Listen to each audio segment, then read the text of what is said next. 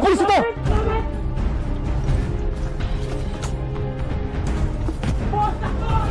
Ilayo! Pupuntahan namin kayo! Sasa mo na!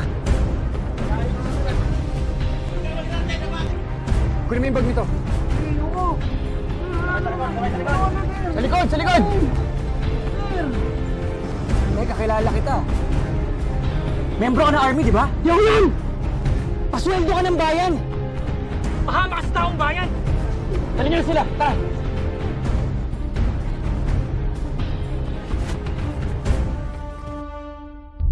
PSI Mark Hill Garcia o Garik, kung tawagin ng kanyang mga kabaro, was one of the most hardworking, efficient, and brightest policemen. He worked non-stop.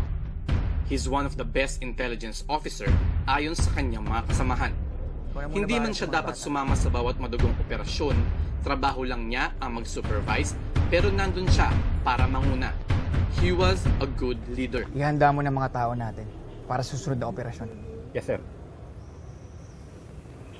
Nung maliit po si Bornok, mga 3 years old pa po siya, ayan, gustong-gusto na talaga magpulis. Kasi nakikita niya po yung mga kuya ko na kahit naglilinis ng mga barel, ganon, andun po siya. Nung mga malaki-laki na siya, sabi niya, ma, yung ganon, gusto ko talagang magpulis. Idol niya ang kuya ko, yung isang colonel yung sa kuya ko, yung panganay, na sa ambos, yung isang pulis. Si dalawang kuya kong pulis. Bata pa yung pamangkin natin, tinuturuan mo na magpulis. Hindi mo ba narinig yung sinabi niya? Ang sabi niya, paglaki niya, gusto niya humuli ng mga masasama. Ibig sabihin nito, lalaking mabuting tao ang batang to.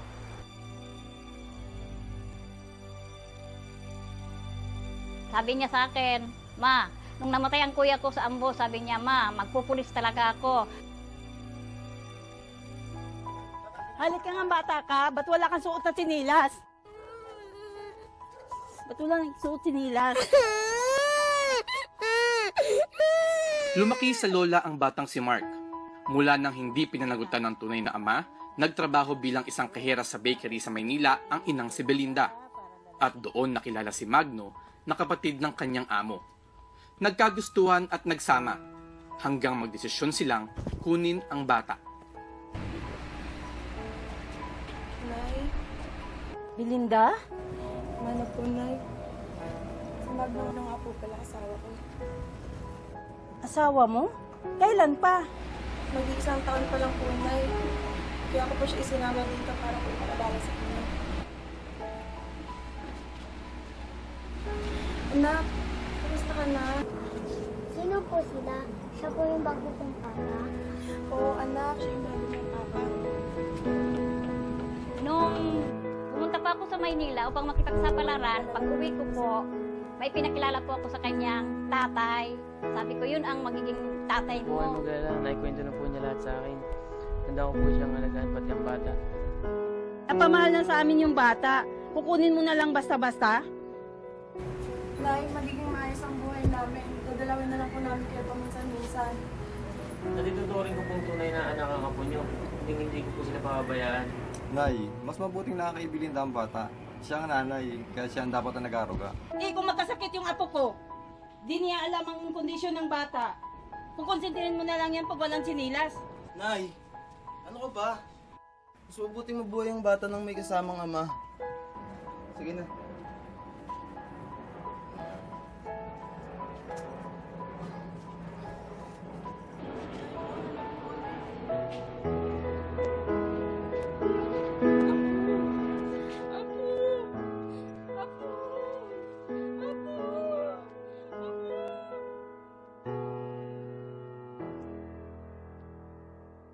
Si Mark, nung bata pa, mabait na bata yan.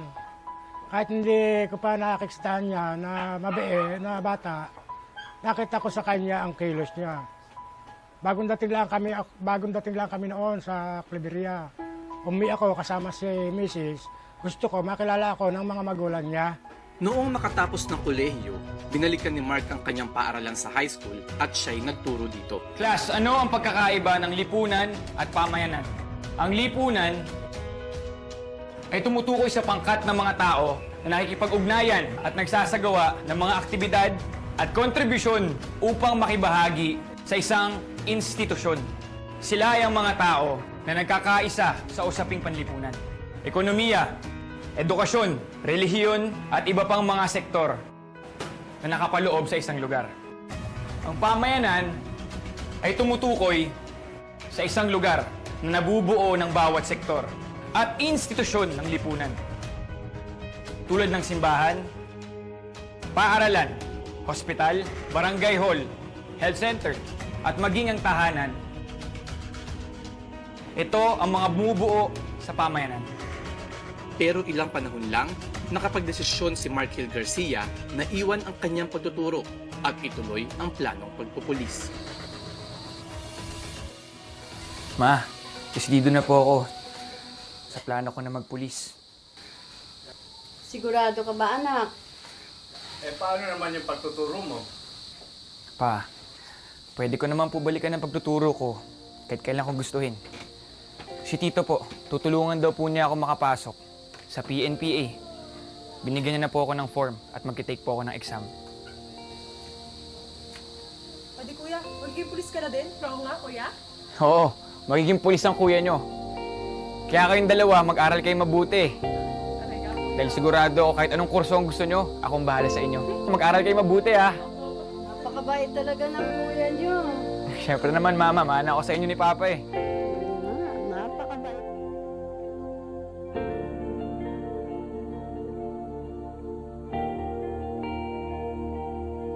Umuwi po siya sa amin, nasa Cavite na po kami noon. Umuwi po siya sa amin. Sabi niya sa akin, sabi ko, oh, bakit umuwi ka? Akala ko sa ano pa kayo uwi.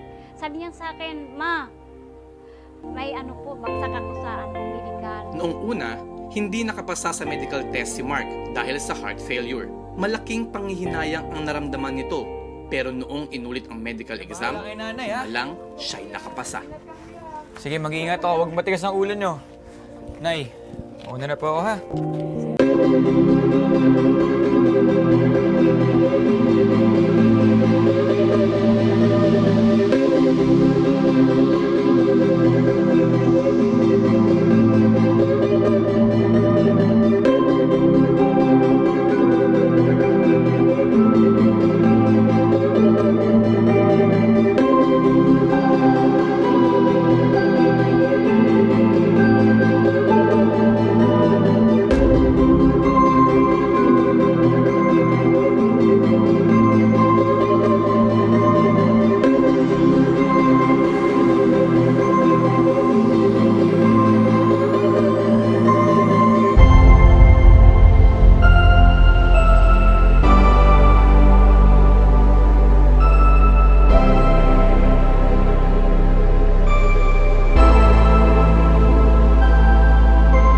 Kakilala kami ni Mark. Pinakilala siya sa akin ng kanyang kaibigan na classmate din niyang kadete. Nung una, siya yung classmate ang aking dinadalaw hanggang sa tumagal, siya na yung dinadalaw ko. Sas, kamusta ka na? Uy, may dala ako sa yung buko pa, yo. Favorite mo ito. Mark, di ba favorite mo to? Oo nga pala, Judy, si Mark nga pala. Favorite ko to. Sobrang paborito ko to, eh. Hi, Judy. Hi. Hi. Mark. Ay, Mark Garcia. Judy. Yung kamay ko. Oh, sige, kainin nyo na. Dala ko talaga yan para sa'yo, Sas. Ay, sige na. Sas. Alam ko, favorite mo to, Mark. Ikaw na, sige na, buksan mo na. Hoy, Sas, kamusta ka na? Ito, busy ka.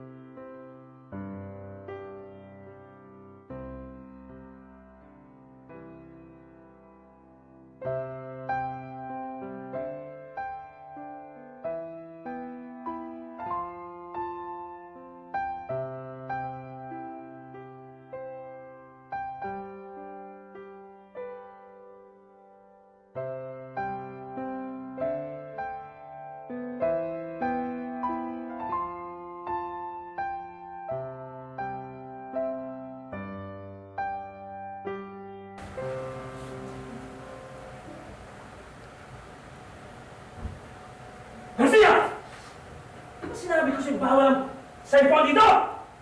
Give me the phone! Sir, sorry po, sir. Sinasabi ko sa'yo, ha? Ha? Bawal to!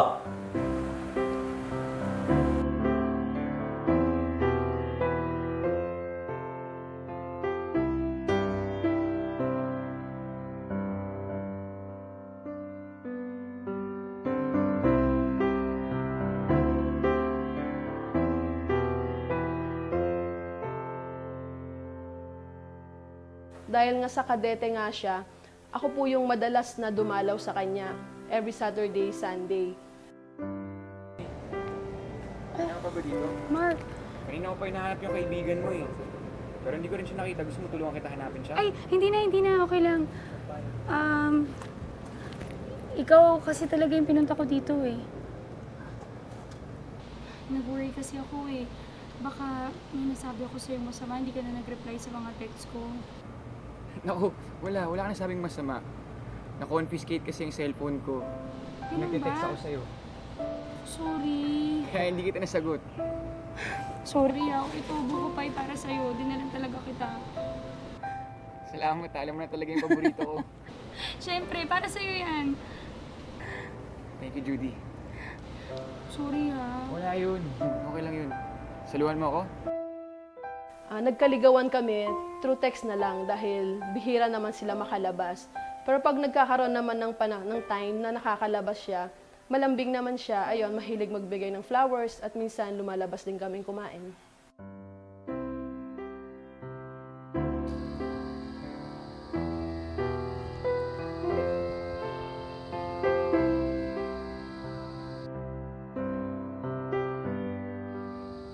Para sa'yo.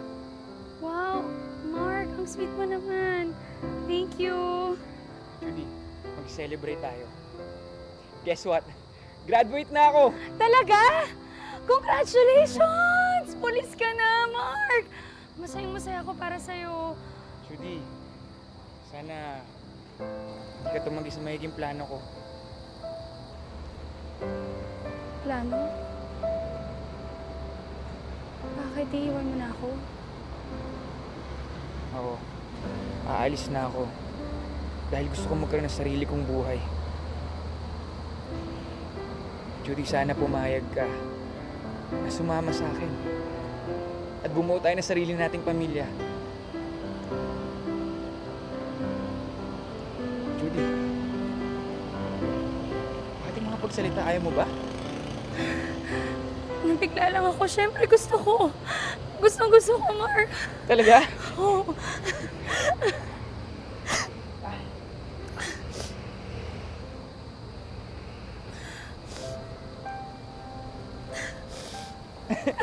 Mahal na mahal kita, Judy.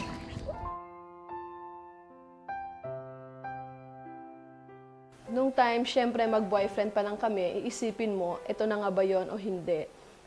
Hanggang sa dumating yung time, sabi nga ng parents ko, kung papasukin mo yan, syempre magiging asawa mo, pulis, alam mo naman ang buhay pulis. Hindi naman sa ayaw nila kay Mark. Pero syempre bilang pulis, una-una, risky nga ang buhay nila. Pangalawa, lingid naman sa kalaman natin na karamihan sa pulis, mga babaero nga. Pero wala rin naman nagawa ang parents ko dahil pinanindigan din naman namin. Kaya noong 2004, dahil buntis na rin naman ako, nag-decide na kaming magsama at magpakasal. Sa may Rizal na nirahan ang mag-asawa, nabiyayaan ang dalawang magkasunod na babaeng supling, sina Mark at Judy. Lalo pang naging matibay ang kanilang pagsasama, lalo na nang biyayaan sila ng anak na lalaki. Hi,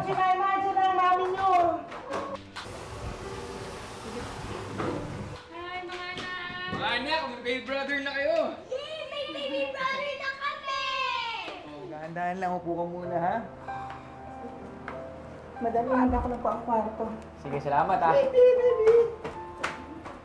Kapatid nyo! Oh, dahan-dahan, anak. Baka mapanig kapatid nyo. Okay po. Hayaan mo na sila kasi excited lang sila. Dahil katulad ni Daddy, masaya ako dahil ngayon lang tayo nagkaroon ng lalaki.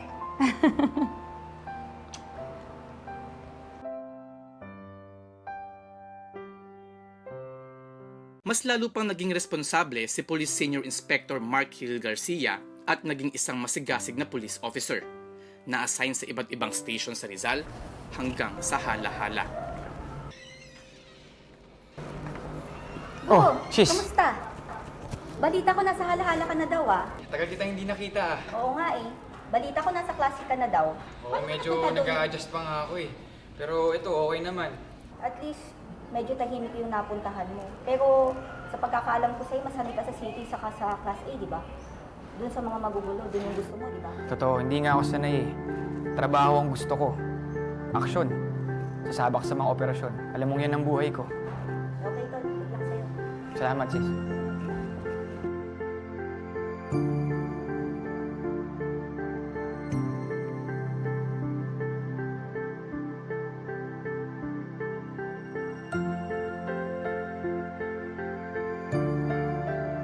Na-assign siya bilang deputy ng Antipolo City Police Station at nasabak sa iba't ibang operasyon.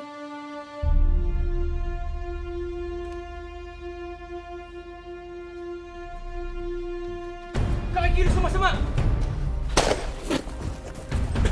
Hop! Nasamay! Nasamay!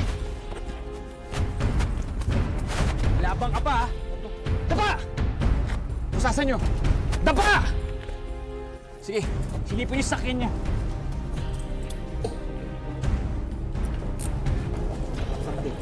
Trap sa pader!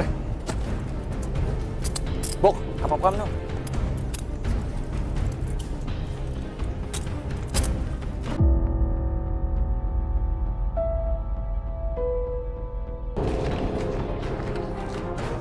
Mauna na muna kayo.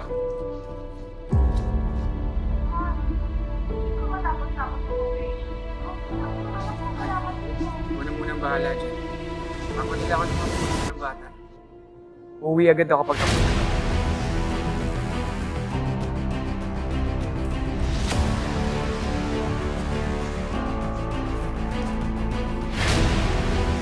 Mga anak, gutom na ba kayo? Andiyan na ba daddy nyo? Ang tagal naman. Mami, si Daddy yan dito na! Mga anak, nasa na kiss ko! Kasi ang dati nyo. Hi, Han! Ako, buti dumating ka na. Oh, kiss ko muna ang hand ko. Mwah! Oh, mamukha may pasalubong yung daddy nyo, ha? Yung pasalubong namin. Siyempre, ito pasalubong nyo, oh. Para sa ito. Wow! Ito pa. Oh, ang dami yung pasalubong, Ito naman ha? ang para sa'yo, ha? Thank you po, Daddy! Welcome. Han, oo nga pala. Hindi kasi ako nagluto. Sabi mo, huwag na ako magluto. Gutom na kasi yung mga bata, eh. Nung nagkaanak naman kami, naging mas responsable naman siya. Lagi niyang sinasabi na ayaw niya iparanas sa mga bata yung kahirapan na naranasan niya nung time na bata pa siya. Kaya, lagi niyang sinasabi na ayaw kong dumating yung time na sisihin ako ng mga bata kasi mataas ang pangarap niya para sa mga anak niya. Kaya hanggat kaya niya ibibigay niya. Pero hindi naman yung sobra-sobra. Kung hanggang saan lang, dun lang yun. Kahit mayroon ng sariling pamilya, di pa rin niya nakaligtaang dalawin ang magulang at mga kapatid. Pa, Saan pagiging pulis? ito po, medyo mahirap. Okay naman po. Ito naman po talaga yung gusto ko. Ang sumunod sa tungkulin ko bilang pulis. Kuya, pang-load daw ni Angel. Si Angel, load na naman. Talaga tong bata na to. 3 na anak ni Kuya, marami nang ginagastos yan, di ba Kuya? Okay lang yan, load lang naman eh. Basta pag kailangan ni Angel ng load, sabihan niyo lang ako. Ako magpapaload sa kanya, ha? Saan ka na naman nakatingin, Kuya? Pagagalitan mo na naman ako. Ikaw naman kasi, anong ginagawa mo sa mukha mo? Tingnan mo nga yung mga nasa mukha mo. Alam mo, para kang engot. Ano ba pinaglalagay mo dyan? Saninero mo na naman si Kuya. Alam mo bro, yan ang miss namin sa'yo eh. Talaga? Ikaw talaga, binabola mo lang ako eh. Anong kailangan mo, ha? Wala Kuya, wala. Ay, siya nga pala anak, paghahanda kita ng merienda. Sige po, Nay. Salamat, ha? Oh. Ito. Para sa inyong tatlo. Kaya na bahala kay Angel, ha? Salamat Kuya. Papa, Ano ka ba? Para sa inyo yan. mo lang nung huling punta mo. okay lang po yan. Puntahan ko na si Mama. Sige po. Mama, ito po. Pampaayos ng kisame at ng bubong. Maghanap na kayo ng gagawa. Ano naman to, anak? Nakakadaing naman kami sa iyo kapag wala. Itabi mo na lang to para sa pamilya mo. Para sa inyo po talaga to. Mamay nakabukod na po sa pamilya ko. Hanggat nabubuhay po ako, Ma. Tuloy lang po obligasyon ko sa inyo ni Papa. Napakabait mo talagang anak.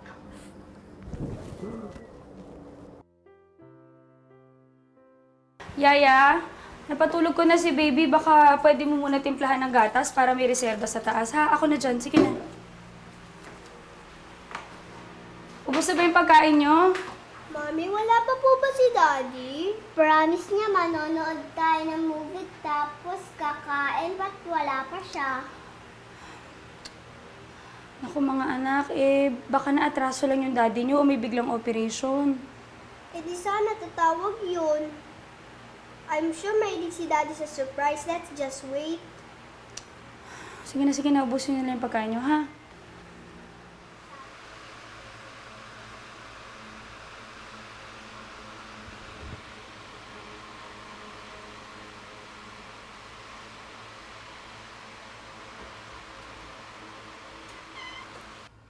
Nakatulog na pala yung mga bata.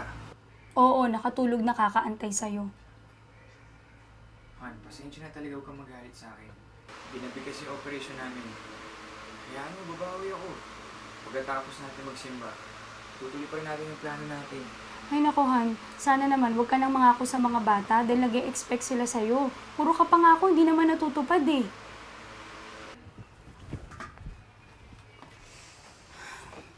Han, sa akin lang naman baka pwedeng tumigil ka na sa pagpupulis mo.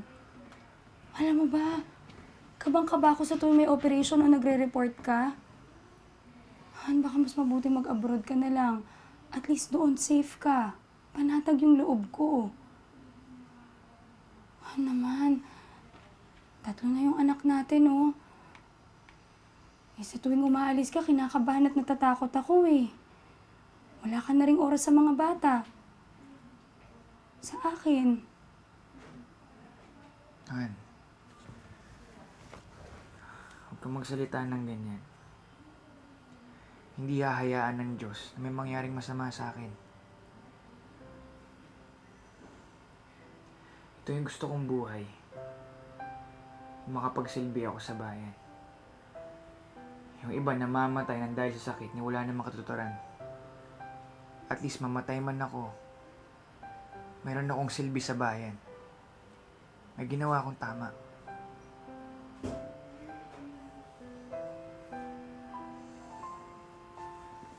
Dito. Yun yung palagi niyang sinasabi. Sinasabi niya sa akin, Han, marami na rin naman akong nagawa o accomplishment dito sa Rizal. Siguro pwede na rin akong magpahinga. Kung may mangyari man sa akin, ready na rin naman ako. Pero syempre, bilang asawa, ayaw mo, hindi mo tanggap na yun yung mga sinasabi niya. Kaya sabi ko, ayoko Han, hindi ko kayang mabuhay nang wala ka. Dahil nga sanasanay kami ng buhay na lagi siyang nandyan. Nung Friday ng umaga, maaga siyang nagising. Sabi niya sa akin, Han, mag-ready ka ng breakfast. Magbe-breakfast muna ako bago ako umalis kasi may lakad kami. O, teka lang, ang aga naman. Saan ka na naman ba pupunta? Han, alam mo, importante to. Bawi ako mamaya, ha? Teka, saan ka na naman ba pupunta? May operation kami, ha? Bawi ako sa'yo. Sige, Han. Mag-ingat ka. Nung time na yon, yung pangalawa naming anak, si Jana, may sakit. Tapos yon, magka-text kami ng hanggang 6 p.m. Tapos sabi ko, ano ba yan? Puro na lang balakad. Yung anak mo may sakit pa, wala ka ng oras para sa kanya. Han. Oh, para saan yan? Eto, nilalagnat yung anak mo. Pinainom ko na ng gamot, pupunasan ko lang. Ano sa anak mo? Jana, okay ka na? Anak, okay ka na ba? Ang taas ng lagnat. Kawawa naman ang baby ko. Meron akong pasalubong sa inyo, ha? Ikaw lang bigay sa kanila. Oh, bakit? Saan ka pupunta? Umuwi lang ako dito para magpalit ng damit. May operation pa kami. Ano? Meron pa rin? Han, baka last na to. Mga anak, aalis na ako, ha? Pagaling ka. Margaret? Sige na, Han. Teka, Han, dito ka ba maghahaponan? Hindi ko sigurado eh. Kung sakali man, papadeliver ako ng chicken para sa inyo. Sige ha. Ikaw na bahala kay Jana. Sige, ingat ka.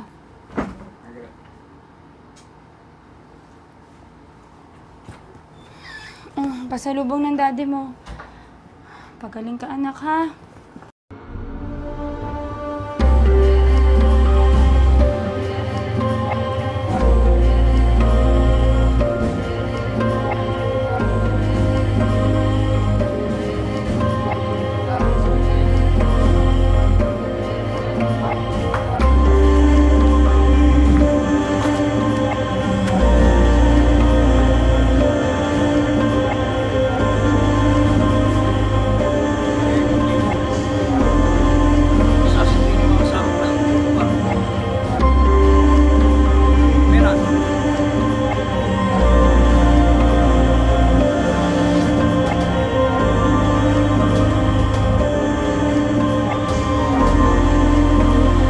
Wala kayo kilos na masama! Mga pulis ito!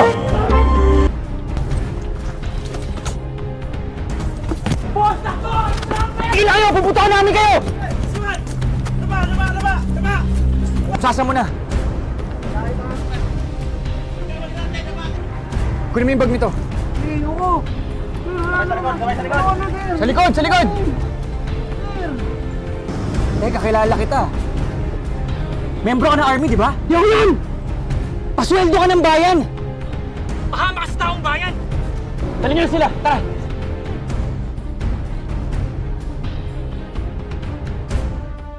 Biyernes, bandang alas 2 ng hapon, naganap ang una nilang operasyon. Hello, Han? Hello, Han.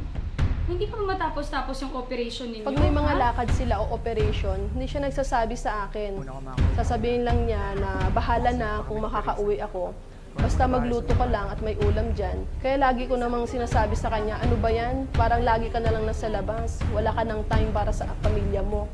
Hanggang sa na-realize ko din naman na ganun talaga ang buhay ng pulis.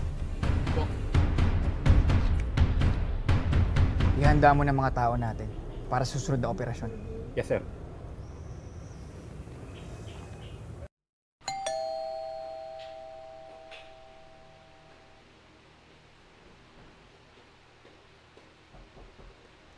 Dali lang.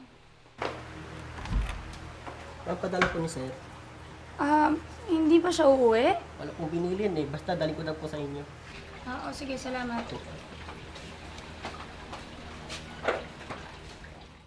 Nang matapos ang ikalawang assignment, may tumawag pang isang asset para sana sa ikatlo pa nilang operasyon.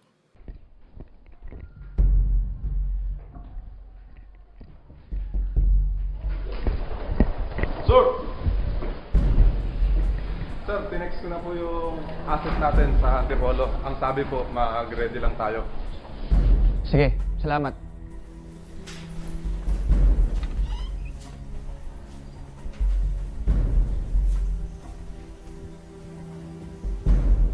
Sir, operation successful. Okay, very good. Sir, positive daw yung alis po sir sa Antipolo. Are we going to push through the operation? Sige, pagplanuhan natin mabuti. Yes, sir. Yung magpapanggap na buyer at yung mark money, ihanda nyo na. Yes, sir. Sabihin ko po sa tropa. Nakakadalawa na kayo ng operasyon. Siguro tama na. Magpahinga na kayo. Sir, sayang naman po kung papalagpasin namin yung pagkakataon. Marami pa naman siguro ang pagkakataon. Tsaka malamang, hinihintay ka na ng asawa mo. Maghapon ka na sa operasyon. Pauwi na sana siya ng bahay nang maiwan niya pala ang susi ng sasakyan sa loob nito, kaya't pilit na binubuksan.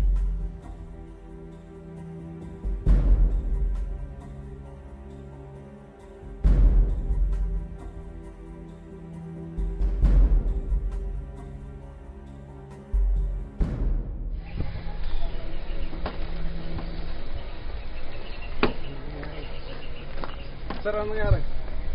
Nakakainis. Naiwan ko yung susi sa loob. Sir, baka masira pa yung pinto. Umanap lang tayo ng gagawa ng susi.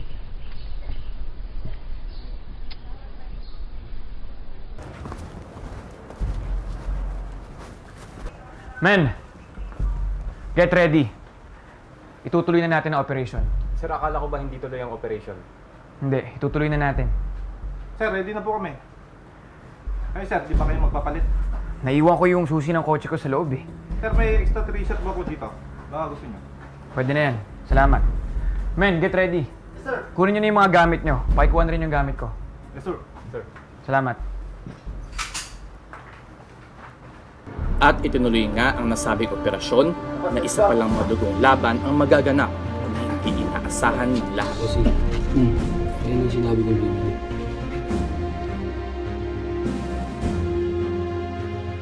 Sigurado ko ba dyan? Ano sabi dyan?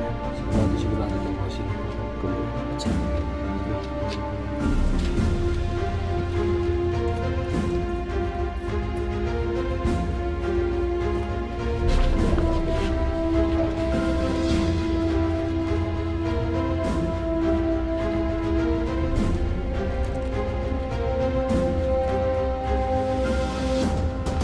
Pulis to!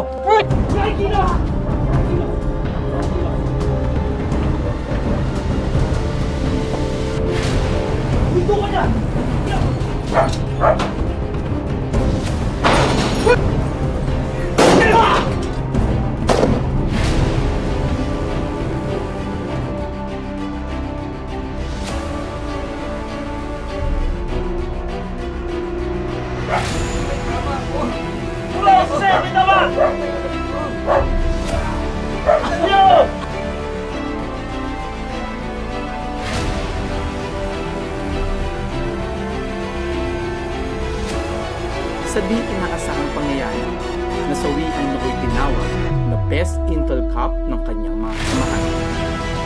Si Police Senior Inspector Mark Hill Garcia na nagbulis ng buhay sa kanyang pagtupad sa tungkulin.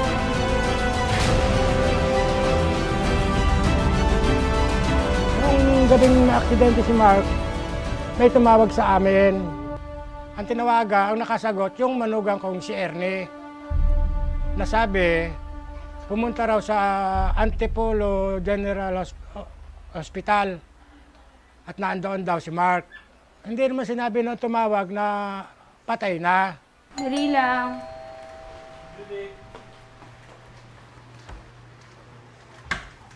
Ma'am, baka pwede po kayong sumabot po sa amin. May nangyari po kayo, sir. Ano? Bakit? Ano nangyari sa asawa ko? Nasa Antipolo Hospital po siya. Kailangan ito po kayo, ma'am.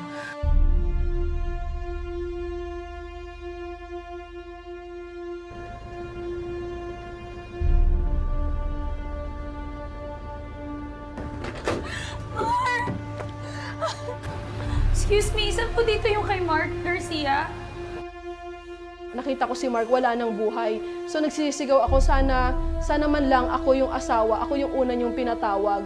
So naisip ko, agad ako na blanco, naisip ko, ano nang mangyayari sa buhay namin ngayon na wala na siya, dahil hindi ko talaga kakayanin na mag-isa.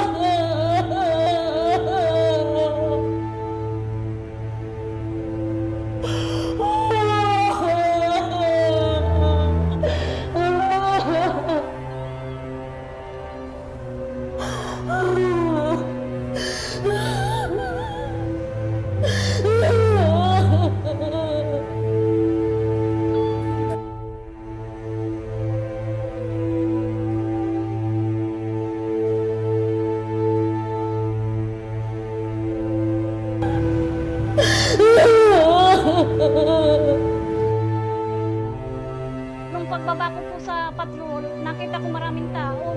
Tapos po, may nakasalubong po ako yung pinsan po ng anak ko. Sabi po, tita, wala na po si kuya. Para po akong, hindi ko na po alam kung ano pong gagawin ko po noon. Dahil sa dami ng dugong nawala, binawian ng buhay si Garcia na isang malaking kawalan sa hanay ng mga kapulisan. Magdadalawang buwan pa lamang bilang hepe ng Special Operations Unit si Markil Garcia, nakilala rin bilang numero 1 tagatugis ng mga drug personalities sa buong probinsya. Ang dami kong naisip noon. Gulong-gulo ang isip ko. Eh sabi ko, paano na ang mga bata? Kakayanin ko ba na wala yung kanilang ama? Paano ko sila mapagpapatapos? Paano yung kanilang kinabukasan? Napakasakit talaga ng aking kalooban na nawalang anak ko. Kaya, sabi ko nga, kung nasaan man ngayon ang anak ko, sana nasa maganda siyang kalagayan. Proud po ako sa kuya ko kasi po sinakripisyo niya po yung buhay niya para po sa profesyon niya. Mas pinili niya pong mamatay kaysa po lumaganap yung masasamang tao. Hanggang ngayon, mahirap po talagang tanggapin. Dahil po sa uniforming seri ngayon, naniniwa po talaga yung sakit. Kasi wala na pong mag-text, mag-chat, mangumusta. Isa na namang tunay na alagad ng batas ang nalagas ng dahil sa matapat na pagpapatupad ng kanyang tungkulin. Si Police Senior Inspector Markil Garcia, isang marangal na tao, mabuting anak, kapatid at kaibigan, dakilang ama at asawa, tapat sa tungkulin at bayaning maituturing.